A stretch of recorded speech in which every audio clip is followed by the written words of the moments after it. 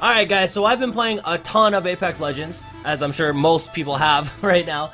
I wanted to make this video earlier, but I wanted to put a ton of time into the game first and really understand what all these settings are before I made this video. If you alter these settings and change them in the way that I'm going to show you in this video, some of them are personal preference, but others will definitely make you a better player, whether it be through gameplay, like actual playing the game, or just visually, it'll make it feel better, it'll look better, you know what I mean? So, without further ado, we're gonna get right into it. So when you click the settings menu, this is what you see. You've got 4 tabs on the top: gameplay, controller, video, audio. We're not gonna touch on audio because, I mean, it's personal preference. I turn down the music volume, you do what you wanna do with that. We're gonna talk about the main ones under the gameplay setting, the controller setting, as well as the video setting. Now, mind you, a lot of these are personal preference, so you alter it how you want to alter it, but I'm going to give you my preferences, and I'm going to tell you a couple things that you should change, regardless of personal preference, just because it will be better. So for starters, the main ones, obviously sensitivity, completely personal preference, or whatever you feel comfortable with, but then you've also got the response curve. Now, I can make an entire video talking about response curve. If you come from Overwatch, then you know what it's like to have a ridiculous amount of different aim settings. That's what all this is. So we can go into detail about all of this, but I'm not going to waste your time, and I really do not want to go into detail about all of it because it is very complicated. So play Classic. That's what I do. If you play Call of Duty, if you play other Titanfalls, basically any other first-person shooter, Classic is the way to go. It is the normal for any other game ever. If you come from Overwatch, steady aim is dual zone. You'll know what that means. Linear is linear ramp. So if you want to rock with it, rock with it. But that's the response curve, okay?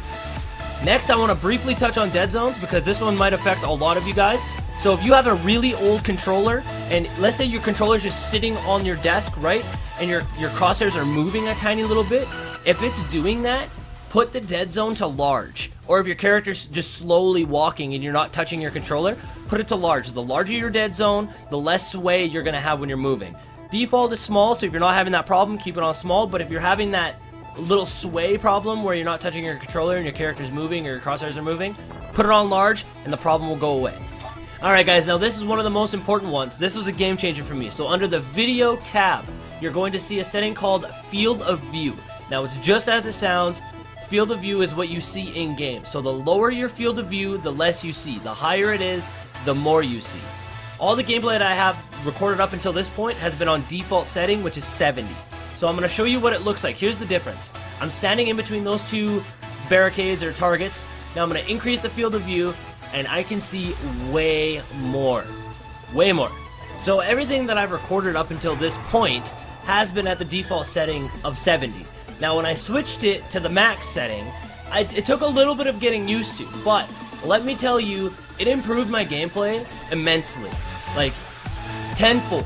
It's incredible how much more you can get done. You see way more. The only thing that I have to say that you'll take a little bit in getting used to, okay? The thing that you gotta get used to the most is distances. Because when your field of view is wider, your distances feel farther away.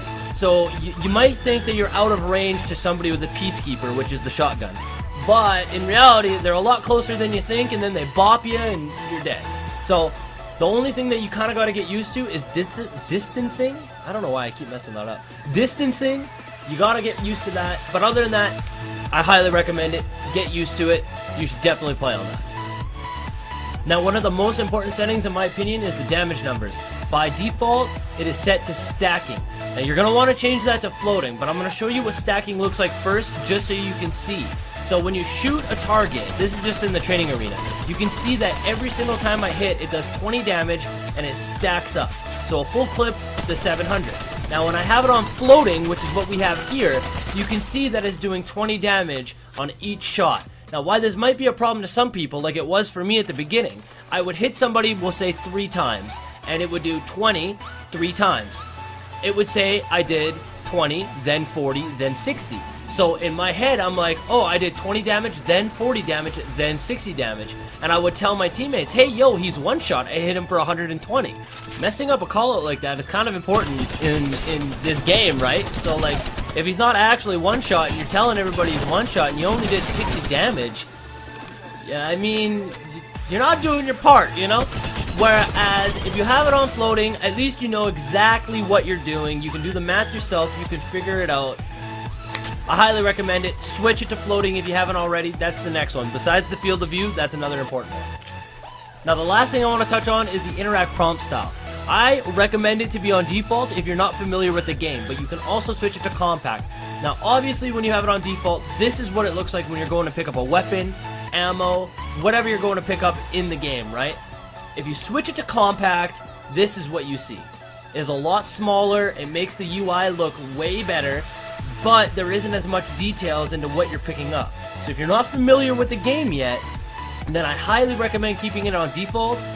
But as you progress and as you start knowing what weapons are what you're looking for, I highly recommend switching it to compact. I play with it on compact now, but obviously I've been playing the game quite a bit, so I know what I'm looking for. I know what the items look like on the ground before even picking them up, so I don't have to worry about it. So those are the settings that I use. Feel free to use them. My sensitivity is a little bit high. Probably going to turn it down a little bit, to be honest with you, but I hope it helped. I hope you learned a little something. Those are the most important. Obviously, there's a little bit more in there, but I don't think that there's much I can give on them. It's more personal preference. That's the most important stuff. So, anyways, I hope you guys enjoyed, and I will see you guys on the next video.